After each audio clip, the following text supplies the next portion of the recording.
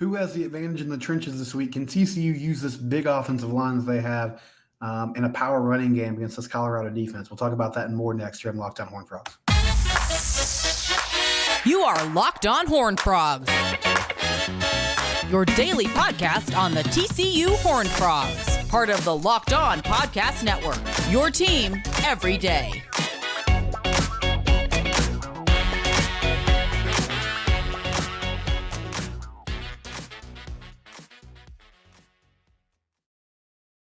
That's right, Locked On Horned Frogs, your team every day. I'm your host, Stephen Simcox. Please subscribe to our YouTube channel. This episode is brought to you by our friends at Gametime, new sponsor, ticketing app. If you need tickets for TCU football, use Gametime. But subscribe to the YouTube channel. I had a goal to get 800 subscribers before that Colorado game. We've reached that, so we're pushing for 850 now. Also, subscribe wherever it is you get podcasts in its audio form, whether that's Apple Podcasts, Spotify, whatever it might be. And yeah, we're here Monday through Friday throughout the season, bringing you mainly TCU football content, obviously, because that is what's going on at the moment. And, you know, the big thing here for TCU and Colorado as we approach on Saturday, we're starting to look at who is the advantage. It's really tough to kind of hone in on what Colorado is going to be, who they're going to put out there. I mean, we can make some educated guesses, but there's so many new faces. You know, some of the big names. Obviously, Shedeur Sanders is going to be there at quarterback. Travis Hunter at maybe one of those wide receiver positions, definitely at corner. Jimmy Horn Jr., the USF transfer, coming over at wide receiver and might be their lead guy into this offseason or coming into the season. A lot of new faces for the Buffaloes. We know that what they're going to run with Sean Lewis, and they have really talented skill guys. I mean, a lot of speed, a lot of athleticism. Players that maybe haven't done it consistently at the Power 5 level yet, but a lot of guys that can go and can make it happen. Alton McCaskill, the running back from Houston that had 961 yards, I believe, as a freshman in the American Conference. It was outstanding. He's coming off an ACL tear, but really talented player coming over. And so one of the matchups, though, that we look at is the trenches. And honestly, like trench play, offensive and defensive line play, decides so many football games. It's not the end-all, be-all, but I've said this before when I'm talking about like the TCU defensive line, which has some new faces this year.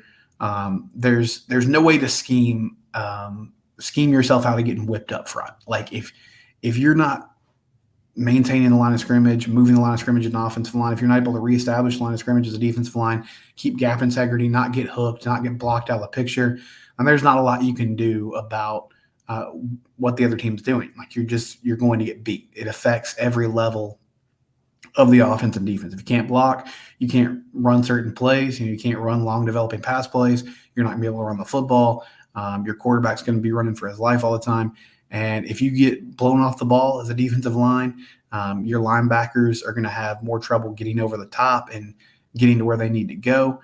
And your secondary has to come up and try to make plays. And typically if they're doing that, then you're already getting 3 or 4 yards to carry, right? And so there's no way around that. And the TCU line, the more that I think about this game and what Kendall Browse likes to do, what he did at Arkansas, where they ran the ball a lot. Sonny Dykes has talked this offseason about how much he's learned through his career about the importance of running the football.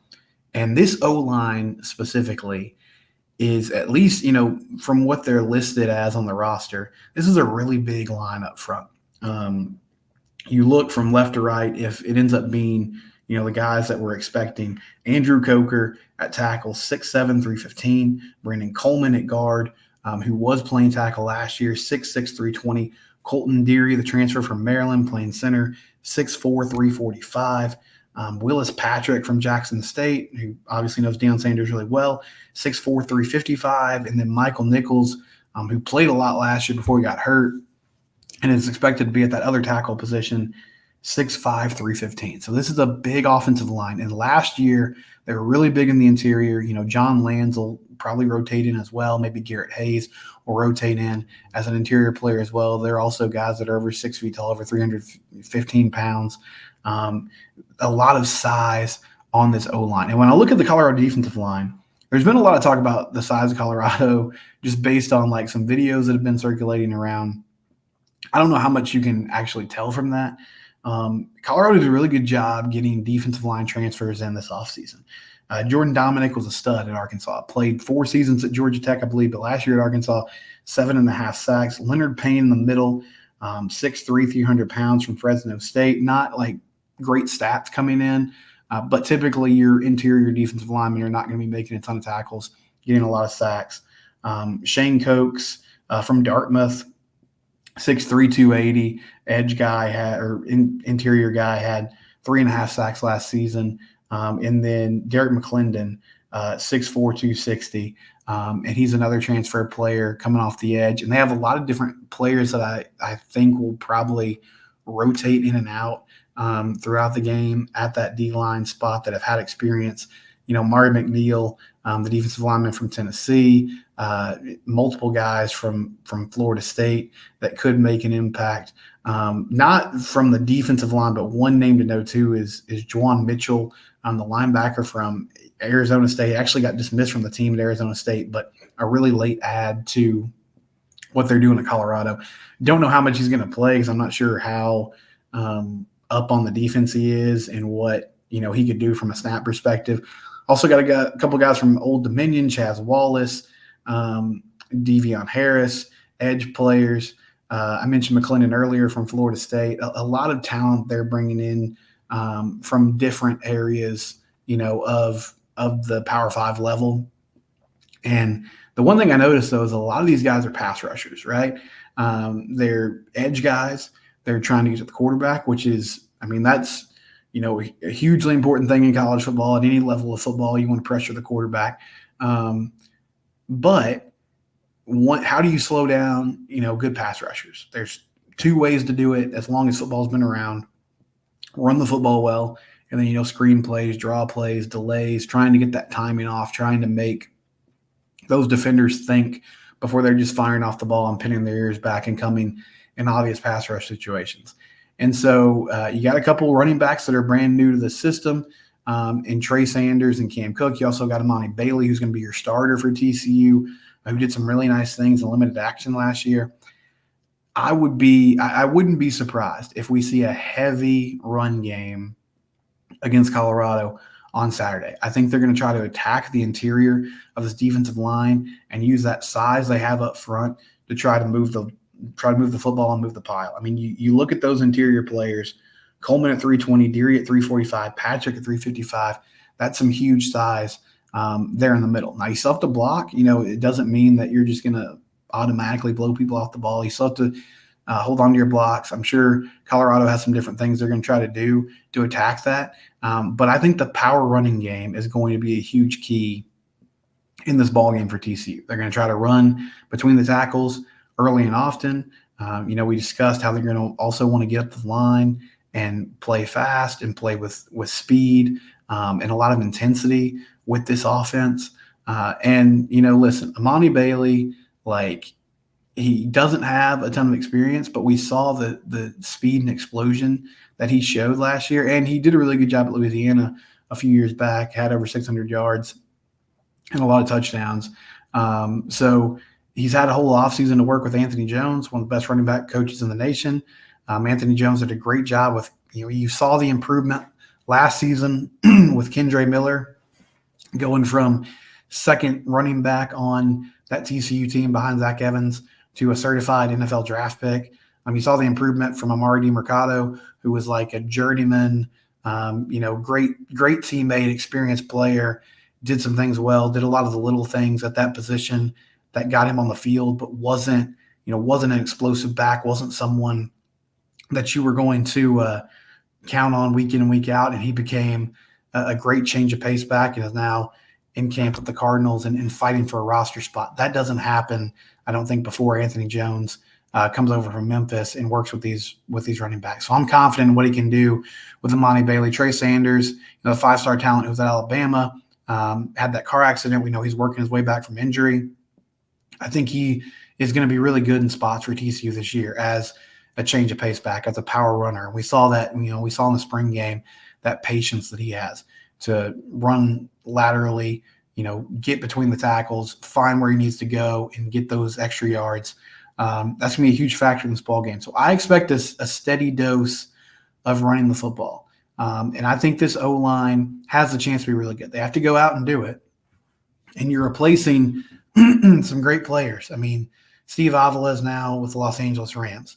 Alan Ali was with the Minnesota Vikings. Wes Harris was a super experienced senior who had played a lot of snaps. And really, it was just a matter of him, excuse me, it was just a matter of him staying healthy and finding, his footing and being more consistent. And then John Lands is a guy that played a lot of snaps last year who can work in and out. I think this offensive line is going to end up being a strength of this football team, along with the inside receivers, with tight ends, and the running backs are going to benefit from it. So Colorado, really good, rushing the passer, at least guys that have proven they can get to the quarterback. And I'm wondering if TCU tries to make them stop the run game. And that's going to be a huge part of the offense on Saturday as they get after it and face the Buffaloes in the season opener. Kendall Browse likes to run the football. He likes to use, H-back in kind of an offset eye in the shotgun. And I think they're going to try to run right at Colorado and see what happens in this game. And then you work off that with the RPO stuff, and you use Chandler in the run game as well. The play action passes. All of it starts, though, with being able to run the football effectively. And I feel like TCU's going to be able to do that on Saturday. When we come back, we've heard a lot about Colorado, the talent level, who they're bringing in, who are they bringing in, and we'll also continue our discussion about the trenches. That's all coming up next here on Locked On Horned Frogs. One of our sponsors, one of our new sponsors is Gametime. You see it on the screen there. You can use the promo code LOCKEDONCollege for $20 off your first order. Finding tickets can be overwhelming, especially if it's a last-minute deal. And Gametime is here to help you. They have last-minute flash sales for tickets, easy to find tickets, easy to buy tickets in your area. It's not just for sports, but there are deals for TCU football. That Colorado game, I saw tickets as low as $50. Nicholls State, obviously a lot cheaper, as low as like $7. And you can use that promo code LOCKEDONCollege for $20 off your first order. And they make it really easy. They just send the tickets right to your phone. It's all mobile. It's the place for last-minute ticket deals. Forget planning months in advance. They have deals on tickets right up to the day of the event. Get images of your seat before you buy so you know exactly what to expect when you arrive. You can buy tickets in a matter of seconds. 2 taps and you're set. Tickets are sent directly to your phone, so you never have to dig through your email. Download the Gametime app, create an account, and use Locked On College for $20 off your first purchase. Again, you can use that code Locked On College for $20 off your first purchase. Gametime, the easy-to-use ticketing app, and they're a proud sponsor of the Locked On Network.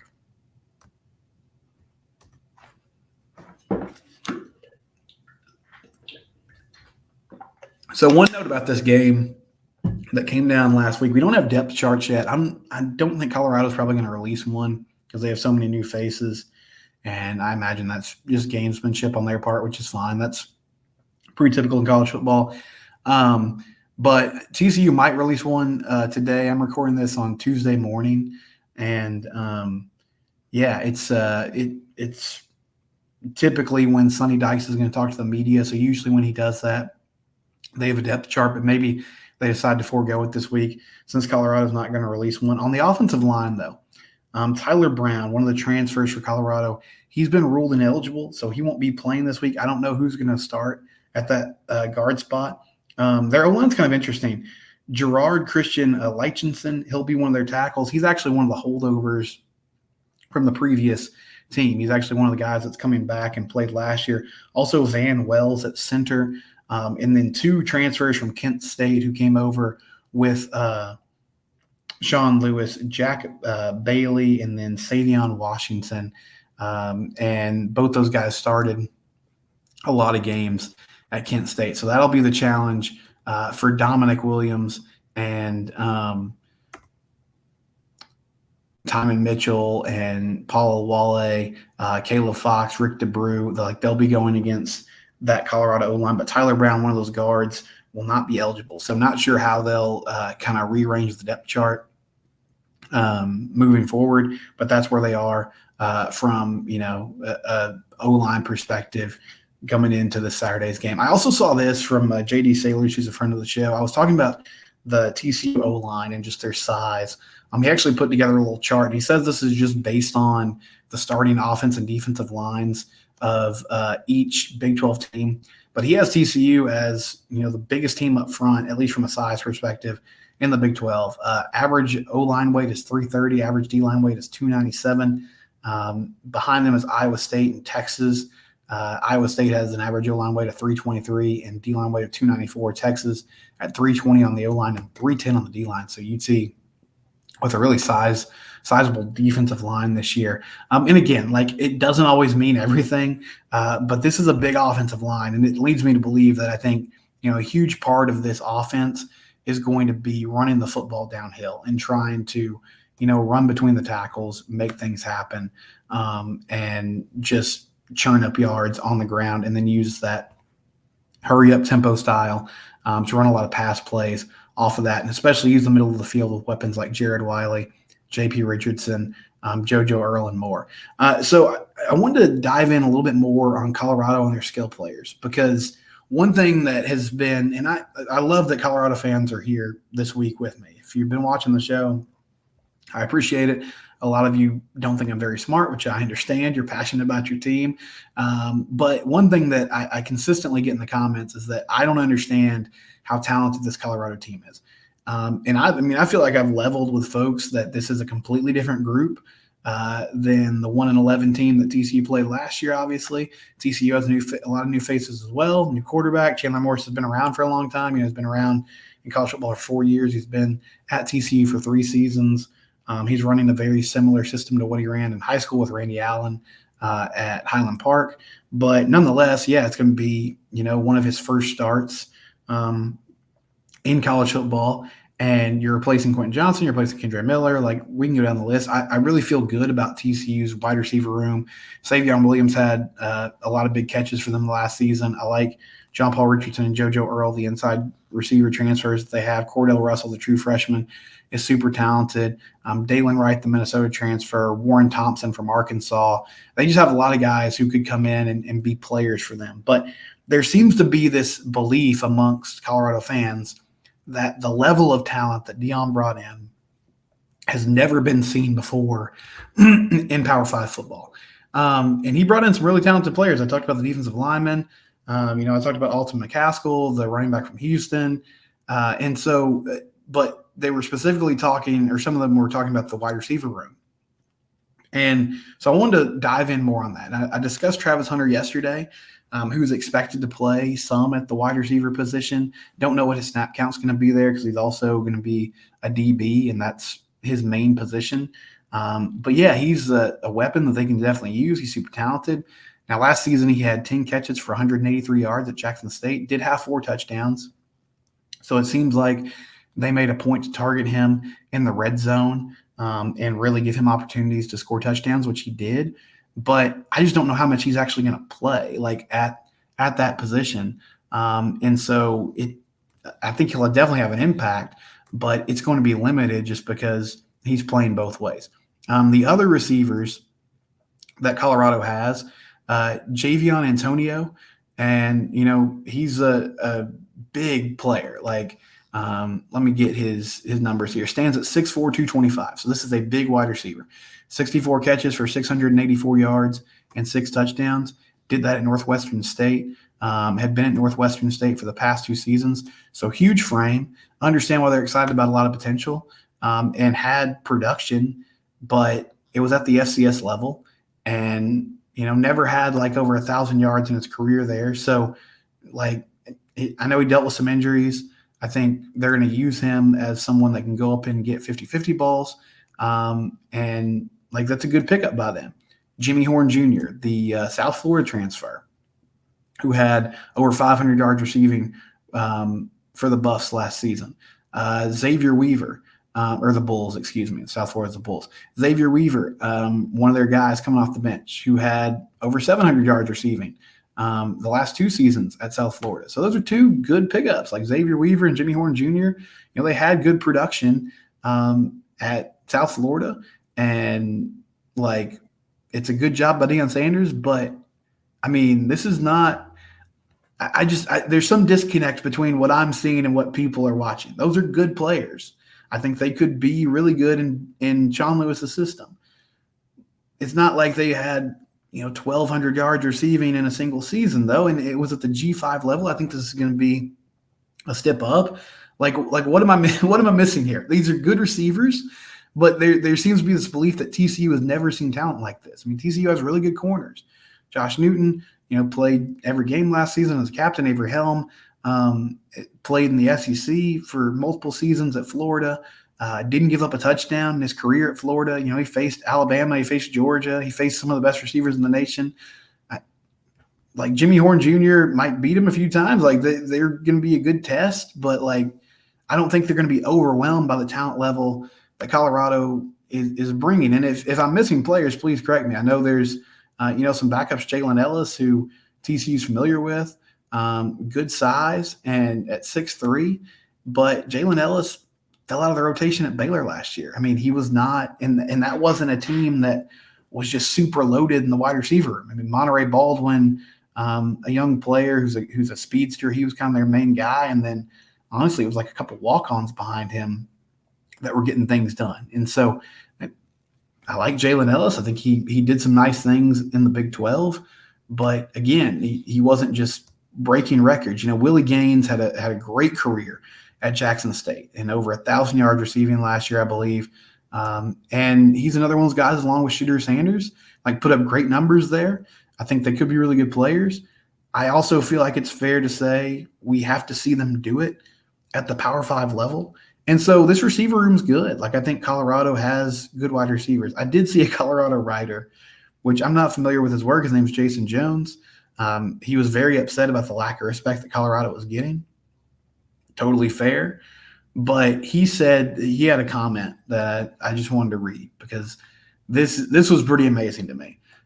He said he doesn't think JoJo Earl or JP Richardson could make the roster at Colorado or would be on the roster at Colorado at the wide receiver position.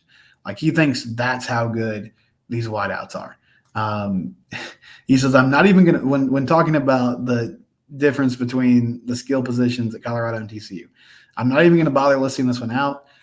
CU goes 9 to 10 deep in the wide receiver room. TCU has 2 receivers that move the needle. He doesn't list those receivers, but he says they have 2 receivers that move the needle. To take it a step further, I'm not sure J.P. Richardson, Savion Williams, or JoJo Earl could even make the Colorado roster. But hey, it's hard to replace the best receiver in CU history. The only thing that was right about that was that Quentin Johnston was the best receiver in TCU history, and he is now gone.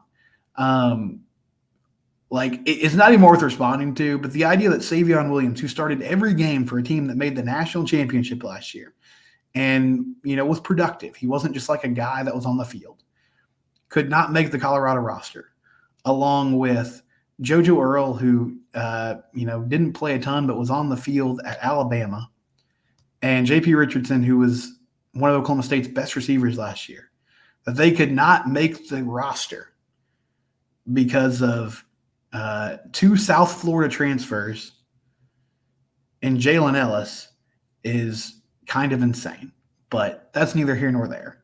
We'll take a break. When we come back, we'll wrap things up here on Locked On Horned Frogs.